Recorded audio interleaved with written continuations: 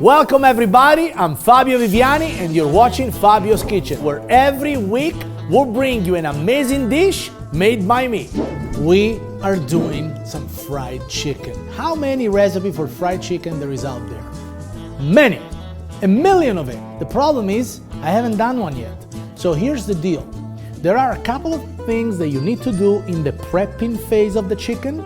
There is a couple of things you need to know about the bird, and there is a couple of things that you know about the breading for the chicken that can take your chicken game to the next level.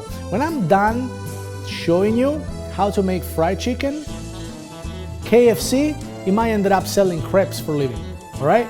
So here's what we're gonna do today. First of all, don't waste money in buying cut up things. Get your whole bird, chop it down to pieces like this. You know, I get whole legs and I chop it down in third, get big breast and cut it down yourself. By using a knife, you're really gonna save a lot of money on a whole chicken. Then, the most important things, it's divided in two components. The soaking of the chicken to improve the flavor of the meat, inject the meat with awesome flavor, and the breading. Breading, it's flavor. So if your breading is just flour or corn or it's not very tasteful, what we're gonna do, we're gonna take the breading to the next level. First of all, let's start with the soaking of the chicken. In a clear bowl like this, I'm gonna crack 4 eggs. 1, 2, 3, 4. 4 eggs.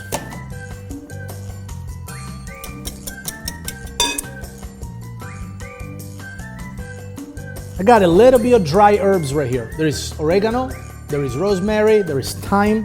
I'm gonna add a little bit of dry herbs to the soaking because the biggest part is gonna go in the breading. Good pinch of salt, pepper,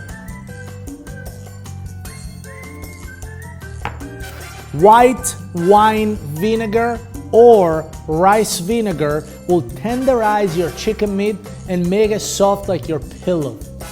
Now, if you just picture yourself sleeping on the raw chicken with your head, that's disgusting, shame on you, but that was just to prove a point. That was just me to give you the idea of how soft your chicken is going to be thanks to vinegar in the resting liquid. Vinegar. Then we're gonna add a little bit of water.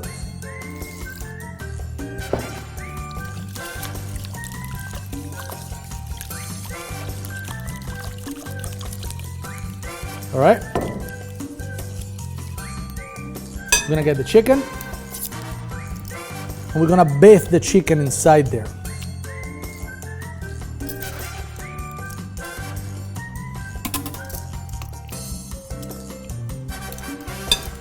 I got breast, I got legs. I use the whole chicken. I don't not use a piece of it. I use the whole things. Now these could sit overnight. If you have the time to let it sit overnight, even better. The more it sits in the vinegar with the herbs, salt, the eggs, the better flavor will help. This, think about when you brine pork. This is your brine for chicken, all right? So we set it aside, and then we're gonna do the next step. Your breading, all right? We're gonna have flour,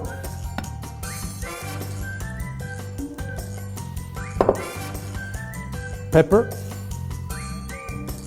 salt. We're gonna have dry herbs and one of my favorite ingredients for breading, grated cheese. In this case, we're using Italian Grana Padano. Now, when you fry up cheese, it's gonna add the crunchiness, it's gonna add the flavor, it's gonna crispy in way the flour can only dream. And also, this is a good way to make the dish Italian. Anytime you add the rosemary and Grana Padano, you can call yourself Italian. Look at that. Make sure everything is mixed. Now, a very important thing that I like to do is to condition my oil. How do you condition the oil? Well, you add flavor to it before you put the chicken in. Think about oil. This is frying oil, you know. I really don't care much what oil you're using for frying. What I suggest you is to bring up to the temperature that you're reaching for, which in this case, if you have a thick piece of chicken, you want your oil to be about 350. If it's too hot, it will darken too soon and burn, while the skin outside and the butter will crispy and be nice and brown. The chicken inside will be raw. The best way is between 330 and 350 degrees, in a way that you still get a nice crunch on the outside, but the inside will be fully cooked. There is a little trick that Grandma has taught me on perceive how hot the oil is and if the oil is ready. Using a wooden spoon. Now, wooden spoon has natural moisture in it. It's wood. So moisture reacts to hot oil. So if I dip the tip of this in the oil and it starts to bubble, I know that my oil is at the perfect temperature for frying. Let's try. See that? See what's happening there? The oil starts to release the moisture from the spoon. See that? See that? Beautiful. All right, our oil is ready. And here's what I want to do. It's very important to let the chicken sit with the flour on it for a little bit before you dump it in the oil. So I'm going to wet my chicken really well. Let it drain. Put it there. Get another piece. Put it there. Get another piece. And put it there. Now, with the help of a spoon, I gotta make sure that my chicken is nice and covered. Press it down. I don't even have to touch the raw chicken, but you know, I will end up touching it. But the reality is that once you have it like this, let it rest. Don't shake it off. Don't shake anything off. Let it rest. Just make sure you wiggle it a lot in the butter and let it rest. It's gotta rest. You know why we let it rest? Because by letting it rest, the moisture that has not absorbed flour yet will. And the skin will be super crisp. And then repeat.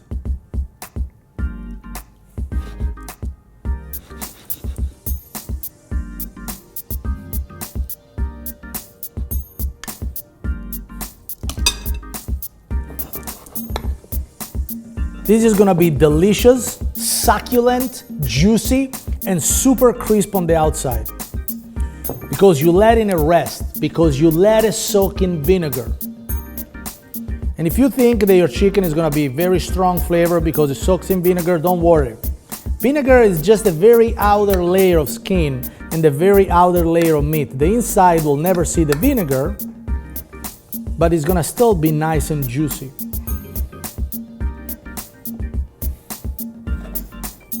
I'm gonna condition my oil with a little bit of fresh herbs, such as rosemary, as soon as I put my chicken in.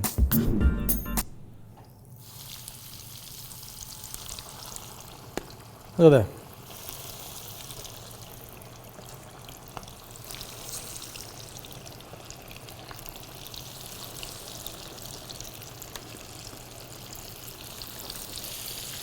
Rosemary.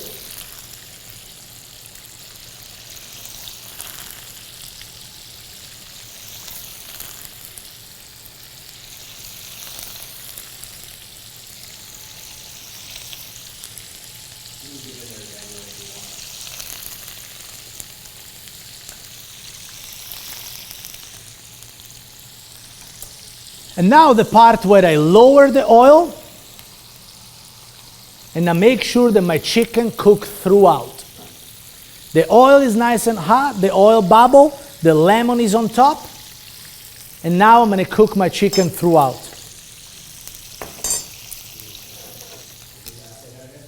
Also, what I'm trying to do here is not to crowd the pan too much. You don't want a crowded pan. You want to make sure that your chicken is able to swim in it. See, look at this. Now we can get the herb like this, and the herb will create a bed for the chicken right after the herbs have released the essential oil that will flavor our chicken. Now, the oil smells like rosemary. If you like thyme, if you like oregano, if you like garlic, and you want to add some more to it, go for it.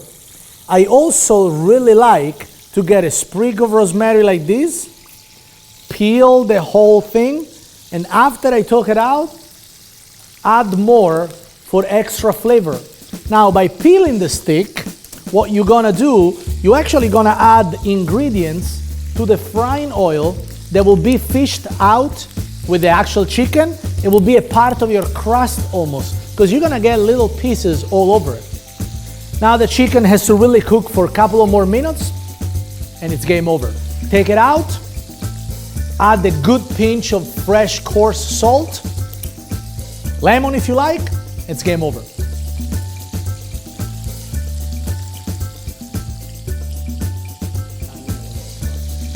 How do you know if your chicken is cooked, all right? First and foremost, the outside look nice and crispy.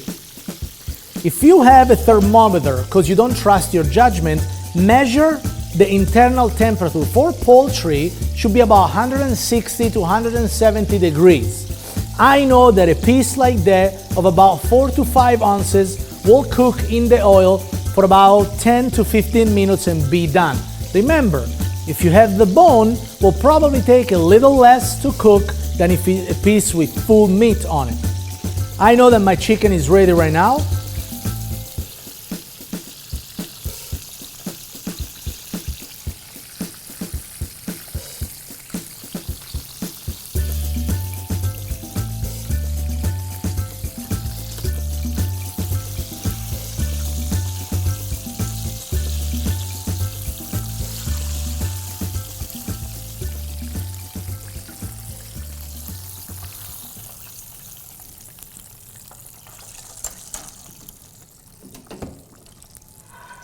And now,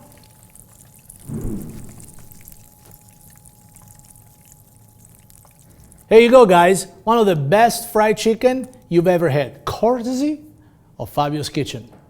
You're welcome.